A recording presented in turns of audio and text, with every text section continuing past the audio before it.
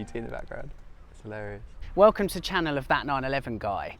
Today is something a little bit different. We've got a takeover, a Road to Redline takeover. I'm going to be joined by my two podcast buddies, Andy and Joe, for a bit of a road trip.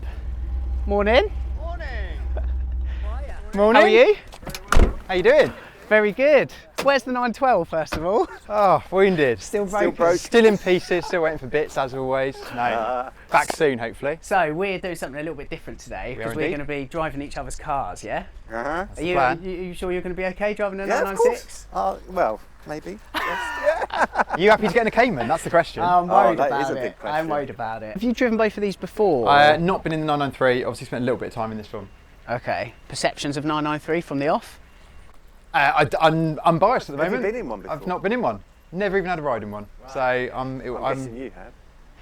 Yeah, but quite a while ago actually, probably a couple of years ago, and I'm looking forward to experiencing the noise of that from inside, because all I usually do is have it drowning out my life from in front of me. That is true. Didn't that wake you up this morning? Yeah, so there was a thing, and I want to say this, by the way, I'm really sorry. For the first time ever, I actually slept in, and I had Andy banging on my door about 45 minutes later than I should have been actually meeting them. So just so you know, you are buying the coffee when we get to the next place. when we get to our thing, yeah, we should explain at this point, shouldn't we, that we're going to be driving to Poole. So have a little drive in each other's cars, have a little swap around, Swap halfway. see what we think. Okay, let's do that. Andy, which car do you want to drive first, out of the Cayman or the 996? You get the pick. I got 996. You're not Cayman bashing already, are you? By process of elimination, Keep you're in in the 993 Yep. and I'm in the Cayman. So we're going to Cool. swap over Yep. halfway to Poole, swap over, have a drive in the other car, and then See how we get on. get some coffee in Poole. Anything I should know about your car? Well, sometimes it doesn't start at the moment. Reassuring. Yeah, My well, tyres are really dodgy on the back, so it's loose. it's all coming out So now. These cars it's are meant just to be loose. perfect. We're meant to be like shining beacons in the Porsche community. No, it's not. Right, okay. New tyres are on their way, so yeah. Well, I might as well share as well. So this, I think there's a little engine light on at the moment, but that's just the missing cat. So Yeah, don't yeah. worry about that too That's much. all right, we won't worry. Ignore that bit. It's What fine. could possibly go wrong? Ideal. Shall we? Let's do it. We hopped behind the wheel of each other's cars for the very first time and began to get acquainted with our new environments to varying degrees of success. Right then. What's this? Oh, I've broken it already. What's this? Hello? Hello? You need that for the breakdown.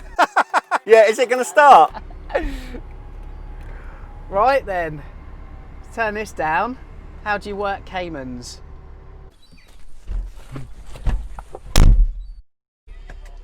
Right, steering wheel's on the wrong side, first thing noted. Let's have a little look in here then, what we got. The old chairs are pretty comfy, a bit like an armchair in here.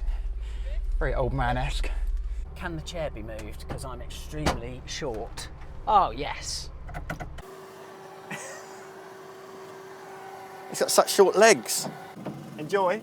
Seems funny seeing you in there. Suppose I better explain exactly what we're doing. You may or may not know we have our own podcast, myself, Joe and Andy, called Road to Redline. And the long and short of it is we've never actually driven each other's car before. So we thought, well, let's get up early on a Sunday and do it. We've got the exhaust on full ASBO.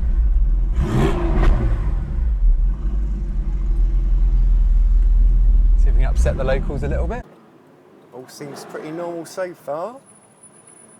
Get out, my car's noisy, isn't it? I wonder if I can get Andy a speeding ticket, that'd be quite good fun. Must be a camera around here somewhere. She's quite solid on the KW. Where's the window switches? There we go.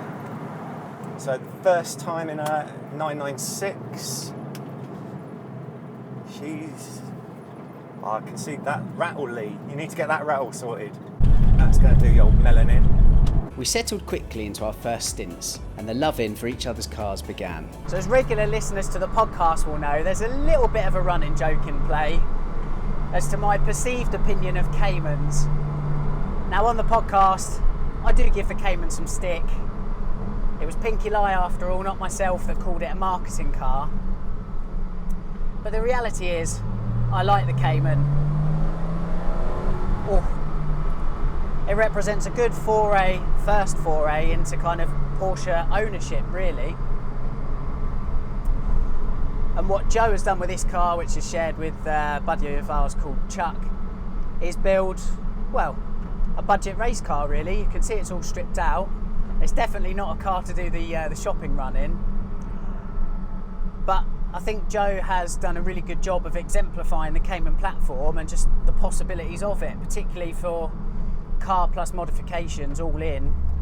You're looking at around circa 20 grand.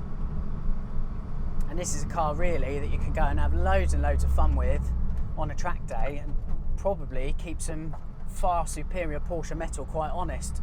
Well, I'll tell you what, already that exhaust is less offensive on the inside with the windows up. Obviously with my little 912 being left-hand drive, I actually feel fairly at home being this side on the wheel, so it's yeah, not too bad. It feels really small on the road actually, which is quite nice. It's quite a bit revvier than I expected. I thought it'd be a little bit lazier than it is. It does ride nicely actually. It's very quite soft but sort of smooth at the same time. Well, so far all I've done is give it compliments, so we can't do that. We need to work out what's wrong with it. It feels nice and light, I must say. Gear change feels pretty tight. Like the steering, feels nice. It feels very tight. I'm just thinking back to 1999. So I'm somebody that's just jumped out of a 993 or one of the previous Porsches and now got into this. What am I thinking? I think I'm thinking what I thought before driving one. I really don't like the interior, I'm afraid, Lee. Sorry, mate. It's just all the bubbles going on. It does feel plasticky, unfortunately, against the 993, which is just so solid. Let's get on it. Lee's behind me in the Cayman. He looks quite happy. Can we get out in time? Yes, we can. Woohoo! Bit of slidey.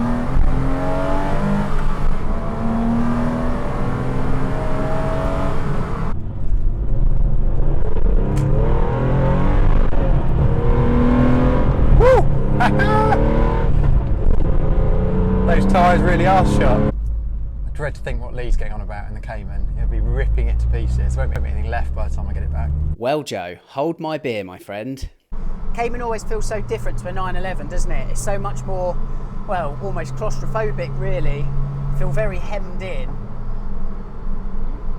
Whilst the Cayman is a lovely entry-level sports car, it's definitely not a car I'd want to go touring around Europe in. With a Cayman, it's not so much about the engine. It is a detuned 911 engine, of course it is.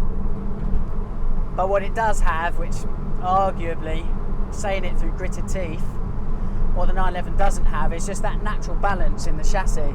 It is fun. It's not a 911 though, it just doesn't feel as special from behind the wheel. We pressed on towards Poole and soon found our stride in picking up on the nuances of each other's ride. Everybody changes, goes for a 996 steering wheel on a 993. I don't know why, because it's not the most tactile thing. There's definitely some interior that needs screwing together. It's rattling more than a transit van. Nice, I like it. I just have to take it all apart and put it back together again to get rid of those rattles. And I'd have to do something about this interior. I could not put up with it. I don't know what you can do. I'd almost have to strip it out and start again. It does go round corners nicely. This KW setup is nice. The old 9.3 does look good in the rear view mirror. I wonder what Joe's thinking of it. Interesting bit of slack in the seat, so if you bump it around a bit, it kind of rocks around. So that's, I'm not sure it's actually loose, so it's just a bit of wear in the old seat runner, but it's a little bit unnerving as you go forward or back. You can feel your bum moving forward and back in the seat. The joys of an older Porsche. You forget how long the old throw is on the gear shift on one of these. It's quite a long way when you go into second, third, fourth. I reckon a short shift in one of these would sort that out quite nicely. I can see why people do talk about these as being a bit of a softer 911, but I think, yeah, there's something to be said for it. It's quite a pleasant experience. Quite wafts along, a bit like Andy really, a bit wafty. Oh, getting a flash. Guessing that means it's time to do the swap. Process of elimination meant we all knew the last car left for us all to drive, which made for a seamless swap into our third and final cabin. Well, sort of.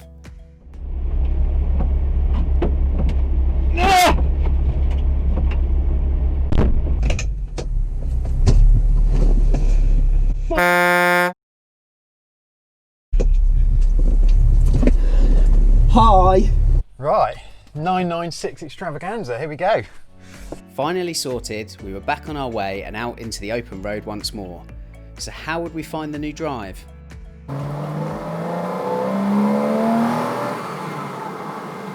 Oh, it's noisy. Feels like a little race car.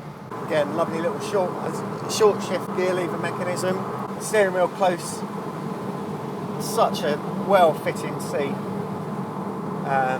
Harness. It's just got it set up perfectly for a track day. It is absolutely 100% track day car. Oh, look at Joe's little man bag. Isn't that sweet? I'm sure Lee just fucking slid around that roundabout.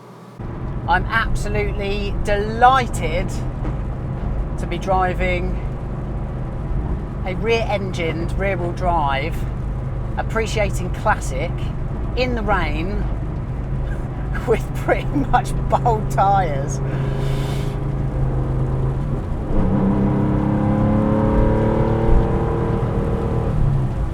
Sounds lovely.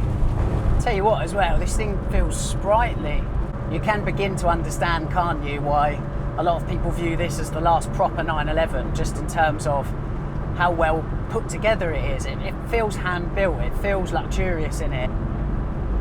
I love what Andy's done in turning the tacho so that the red line at 6.6 is at 12 o'clock. Proper race car touch. And I love how in tune this car feels to the road as well. Nice and low, but also riding supremely well. It is a little bit awkward being on the left-hand side in the UK where you drive on the left. I'm sitting in the gutter here, and it also means if you've got a slow driver in front, it's really difficult to overtake. I've no idea where the switch is for this exhaust. In fact, I've no idea where anything is. Is that the lights? Yeah. Oh, if you could brake, Lee, that'd be helpful. It's definitely so much better put together than my 996.